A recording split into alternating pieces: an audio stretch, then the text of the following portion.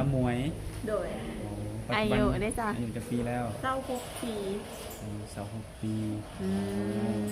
อายุ16 ปีเคยสร้างครอบครัวบ่ยังยังบ่เคยจักเทื่อแม่โอ้คือว่าผู้เจ้าผู้งามเป็นโสดมาได้จังใดบ่ฮู้คือกันบ่มักลมผู้บ่าวทุกคนเนาะเปิดภาพมานี่งานเจอผู้สาวผู้หน้าตาดีจบของงานกันทุกคนเนาะโดยกระปูเป็นอย่างกระปูเป็นคนทำงานเนาะที่เป็นโสดมาเข้าทักทายกันก่อนเนาะโดยสบายดี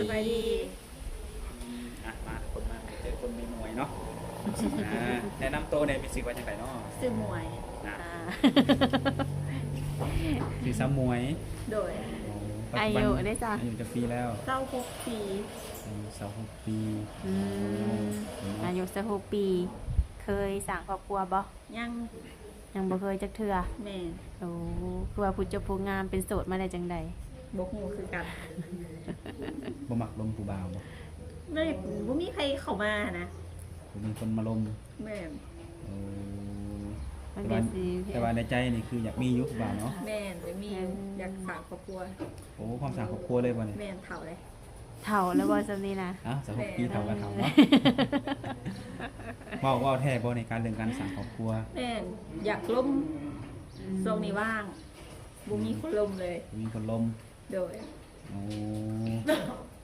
บ่เป็นหยังคนเดียวหาให้เนาะสำหรับคนล้มแต่ว่าคนที่จะสร้างครอบครัวได้หรือบ่นี่ก็ขึ้นอยู่กับเจ้าเองเนาะโดย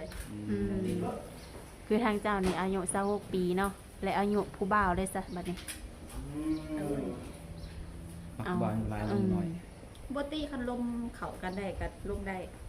บ่ติอายุบ่เกี่ยวเนาะโดย6-70ก็ได้บ่คำว่าบ่ตินี่ว่าได้หรือว่ามีจำกัดได้บ่ได้ประมาณ60เนาะโดยอายุ60 ปีเนาะก็แน่นอนเพิ่นก็อาจจะเคยผ่านประสบการณ์มาแล้วเนาะคือสมมุติยังบ่ทันเคยแม่นบ่โดยก็อยากถามว่าถ้าเป็นเพิ่นนี่ถ้าเพิ่นเป็นผู้บ่าวแบบห้างบ่หมายบ่ลูติดบ่นี่นะเข้ามาลมสมวยได้บ่ได้สมมุติบ่ติดแม่นบ่ก็ลองเข้ามาลมมันก่อนถ้าบ่มักสิบอกเองแม่นบ่แม่นก็ให้บอกเนาะบ่แม่นว่าปลดบอกไปเลยบ่ได้เด้โอ๊ยผู้นี้บ่มักบอกนะบ่ว่าบ่ได้เด้ขนาดอ้ายโมถึงสเปคน้องขอบัตรนั่นนี่ก็ว่ากันไปเนาะโดยเรื่องหน้าตาเพิ่นได้จ้ะคือเจ้านี่เป็นผู้จบผู้งามหน้าตาบ่ลองมาก่อนอันนี้ก็บอกบ่ได้คือกันบอกบ่ถูกเนาะแม่นชีวะจำกัดหน้าตาแบบคือบ่นั่นเด้อคือผู้นี้เด้อมันก็เป็นไปบ่ได้เนาะโดยเพราะว่าหน้าตาแต่ละคนในหน้ามันก็บ่คือกันอยู่แล้วเนาะ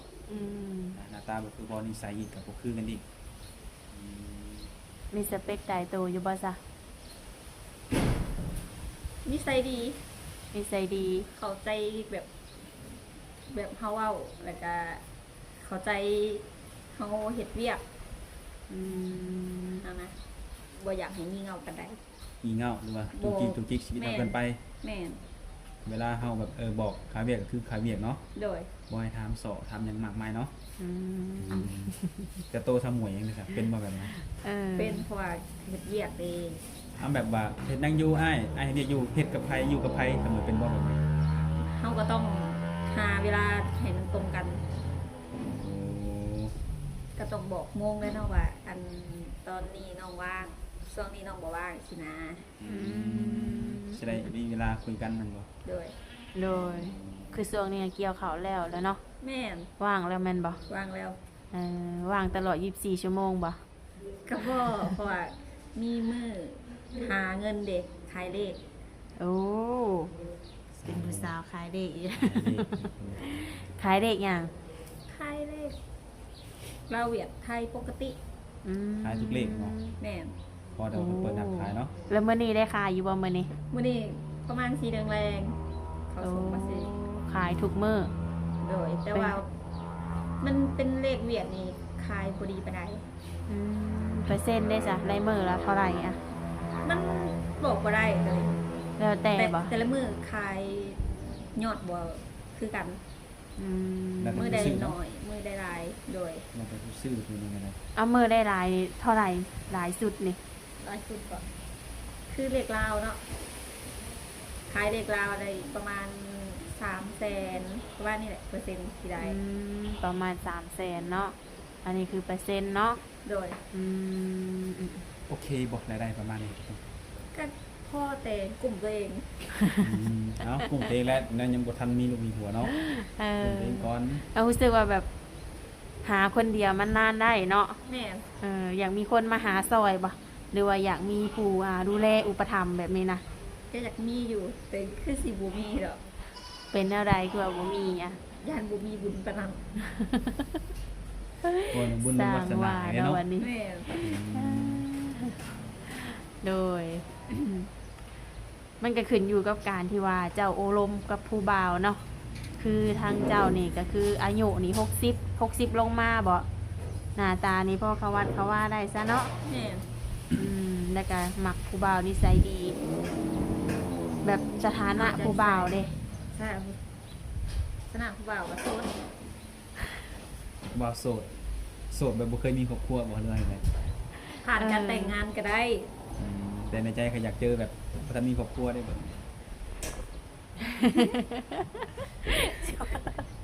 เออ คือว่าแล้วคน อายบ่อายบ่ มันก็ว่าเรื่องทุกคู่เนาะทางก็สิมาจำกัดหรือว่าระบุไว้มันก็เป็นไปบ่ได้เนาะคือเขาเนี่ยบางทีเขาเป็นคนลาวเนาะบางทีอาจเนื้อคู่อาจจะเจอแบบเป็นคนไทยบ่หรือว่าเป็นคนเหมือนกับทำงานอยู่ต่างประเทศบ่ประมาณนี้เนาะ อืม ถ้าเจอคนไทยเนาะถ้าว่าเนื้อคู่สมมุติเป็นคนไทยรวมกันหมักกันหักกันแหละเพิ่นจะได้สมมุติไปอยู่นำนี่นะได้ถึงบ่ ไปมาได้อยู่แต่ไปอยู่เลยยันบ่ได้ว่าทางพี่กับครอบครัวบ่มีใครอยู่นำพ่อแม่เด้ อืม สมมุติเป็นลูกคนนี้เท่าไหร่ คนที่สาม คนที่สาม คนที่3 มีน้องมีอ้ายบ่ มีไอ้2คนมีน้องคนหนึ่ง อืม อ้ายสามครอบครัวแล้ว สั่งแล้ว สามแล้วสามเป็นสองแล้วบ่ โดย น้องนี่ น้องยัง สามสองยังสองเนาะ ต่อไปก็คือเจ้าเนาะ แม่น ก็สิ พร้อ ได้ มเต็มร้อยแล้ววะ ก็อยากรออยู่ อยากลอยอยู่ ก็อยาก เนาะ ร้อยอยู่ก็แสดงว่ายังบ่ร้อย99 แต่ในการโอลมครูบาเนาะทางทางนี้ว่าสิสนใจกับรถสไตล์และตัดสินใจก็คือมาสร้างครอบครัวเป็นแค่เป็นกัน อืม อันนี้ก็มู่ขึ้นกับเข้าร่วมกันแบบสมมติว่าถือคอกันเนาะอยากมาหากันต้องลงมือก่อน อืม แบบปรึกษากันก่อนนะ โดย ว่าเป็นว่าสิมาปรับปรับรถเห็นตรงมือถือ อ้าวมันจังไวมันจังบ่เสียเวลาเลยแต่ก็ขึ้นอยู่กับการโดดกันลมเนาะระหว่างบ่าวสาวเนาะ อืม ว่าแต่ละเรื่องมันสิเข้ากันบ่เนาะ โดย สิเห็นดีนำกันบ่ประมาณนี้เนาะก็แน่นอนก่อนสตาร์ทมันเป็นมือคู่กันนี่ต้องมีเรื่องบอกให้กันเนาะบางทีฝ่ายชายหับได้หรือว่าฝ่ายสาวหับฝ่ายชายบ่ได้ก็มีตัวนี้เนาะ โดย นี่แหละเพิ่นว่าถูกความหรือว่ามันบ่เข้าใจเนาะหรือว่ามันบ่เข้ากันนั่นแหละเนาะอืม แม่นแล้วล่ะ ลมผู้บ่าวรุ่นใหญ่บ่อายหมู่อายครูบ่ยันหมู่เซลอหย่างแบบนี้ บ่ ไว้เนาะในอนาคตให้เอาเฮ็ดผัวได้บ่ ได้ขัน ได้ หมักกะลีได้ บ่ แน่นอนเนาะ ถ้าเขาหมักกะลีหรือว่าหมักเขากะลีได้แน่นอน แม่นการที่จะเอามาเป็นคู่สิทธิ์หนึ่งมาเฮาต้องมักเขาสองมาเขาต้องมักเขาเนาะ แม่น ต่างคนต่างมักกันบางทีมาเพิ่นมักบ่แนบหน้า อยู่ กันซะ กั เนาะ นบ่ได้ โดย แน่นอนเลยคนเอามาก็ถือความเพิ่นแหละทุกคนเนาะสิอายุน้อยอายุหลายก็ตามทุกคนเนาะก็เพิ่นความหมักเนาะความหมักความเข้าใจความหักแพงที่มีให้กันและกันเนาะตัวนี้มันสิเป็นเฮายาวนานเนาะอืม โดย ปัจจุบันนี้ขายแต่เลขอย่างเดียวบ่ในการ แม่น บ่มีหยังเสริมบ่ บ่ อืม ในใจหมักขายเลขบ่หรือว่ามีแนวหมักอีก ก็มีอยู่แต่มันอยู่บ้านเฮามันชนบทค่ะนะอยากเปิดห้างขายเครื่องไปผัดเพื่อนแต่อยู่ในโบแมนแคมทาง โอ้บ่ทำดีบ่ดีเนาะดูบ่สะดวก โดย เอาเวลาขายเลขเลยครับ เวลาขายเลขก็มาขายแคมทาง โอ้ อ๋อตั้งโต๊ะขายแคมทาง แม่นแหละว่าเถื่อก็เลาะตามเพื่อนคนเลย แบบลูกค้าบ่มาก็ไปหาเองกันบ่ แม่น ช่วงนี้หน้าหนาวนี่แม่ค้าน่าจะไปหาลูกค้าเบิ่ง ขายบ่ดีส่วนนี้ความหนาว มันหนาวเนาะ โดย ขายเลขเนาะหนังแบบตามทางบ่มีมาบ่าวมาจี ส่วนไรก็มีแต่คนในบ้านเองมาซื้อ บ่ โอ้แบบผู้บ่าวบ้านอื่นบ้านไกลจะว่าขี่ผ่านมาผู้สาวไปเฮ็ดงานแบบแวะหน่อยนะ เดินเกลืออย่างนี้นะ วันไหวบอกมีคนมาเซล โยกไปซื้อเขาโยกไปซื้อ เขาหยอกแต่ว่าผู้ขายนี่คิดไปไกลหมดเลยเนี่ยนะ บ่แล้ว เห็นไหมกันมีอยู่แต่ว่าตามแบบเขามาหยอกซื่อๆเนาะอืม โดย อ่ะมาเปิดใจในมื้อนี้ก็ผู้บ่าวมักสนใจเนาะอยากคนอยากลงอยากจีบเนี่ยติดต่อได้ทางไหน ทางไลน์ก็ได้ ไลน์ก็ได้ โดย เฟซเอง เฟซก็มีอยู่ วอทแอป วันนี้ผมมี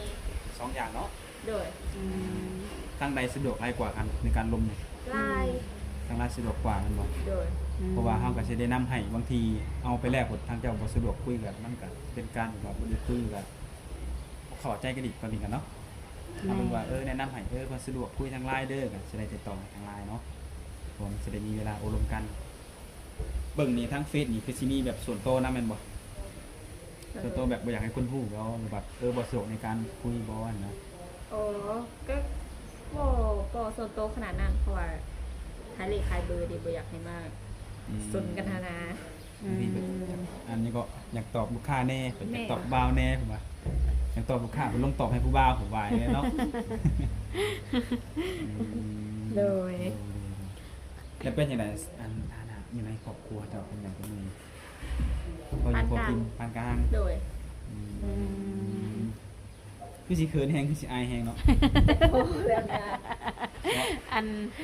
แบบนี้เนาะแบบผู้บ่าวนี่นะเจ้าต้องแบบต้องเลือกคนต้องจำกัดบ่ต้องเอาคนรวย คนธรรมดานี่มีสิทธิ์จีบเจ้าบ่ ก็ควรเลือกแต่ เซาไห้เซาหน้าได้จ้ะเจ้าสิเอาอยู่บ่สิมักอยู่บ่ มากขันเขาเห็นแบบ แบบใด เวียดเก่งค่ะนะ โอ้ดู แบบ มัน พากันทำมาหากิน อืมเนาะ คอแต่ดุมันขยันเนาะ แม่น บ่พาเฮาอดเนาะว่า แม่ ไง นพาเฮาลุง พาเฮาลุ่มเนี่ยเติบโตไปมื้อหน้าเนาะ แม่น นะว่าทุกคนนะครอบครัวก็ต้องแบบนี้สิได้ต้องมาจังสิอุดมสมบูรณ์โดยทุกคนเนาะทางเฮาก็มาหาเพิ่นก็เป็นมื้อแรกก็ได้ทุกคนเนาะในการที่ว่านี่คือเป็นสไตล์ตัวเองเลยแมันบ่ แม่น อ่า พอแล้ว พอเลยโอเคทุกคนเนาะเพราะว่าเป็นครั้งแรกเราก็จะได้ขอสัมภาษณ์จริงๆเท่านี้แหละถ้าแบบหนุ่มๆโอ๊ยคือบทถามเรื่องนี้ให้แน่กะมาถามเพิ่นส่วนตัวเนาะ โอเค ค่อนข้างว่าเพิ่นก็เป็นคนขี้อายเนี่ยเนาะทุกคน ดู ไอ้กล้อง อืม เนาะ เอาแบบเวลาถ่ายเจ้าของหรือว่าลงเฟซลงหยังเลยจ้ะบ่อายบ่ เอาอันนั้นเป็นคนบริเบิร์ลายมีแต่เฮาคนเดียวอันนี้หลุดคนลายเลยอาย จะได้มีผู้บ่าวหลายๆนี่ซะเราคนจีนจะได้หลายเลยจะได้น้อยคุณว่า อืมแบบใด นั่นเด้ โอเคทุกคนเนาะการว่าอะไรอย่างห่างคือเบิ่นก็คือสิกล้องกล้องหลายนั่นแหละเนาะ โดย หนุ่มๆคนใดเนาะมักหักคนใดก็ฝากนำทุกคนเนาะมาทำความรู้จักกันได้มีเฟซมีไลน์ให้นั่นแหละโอ้ลงกันลองเบิ่งเนาะสิเข้าใจกันบ่เข้าก็น้องคุยเบิ่งกันบ่คุยกับผู้เนาะนะครับก็สิขอจบคลิปเพียงเท่านี้ก่อนพบกันในมื้อหน้าเนาะ โดย สบายดี สบายดี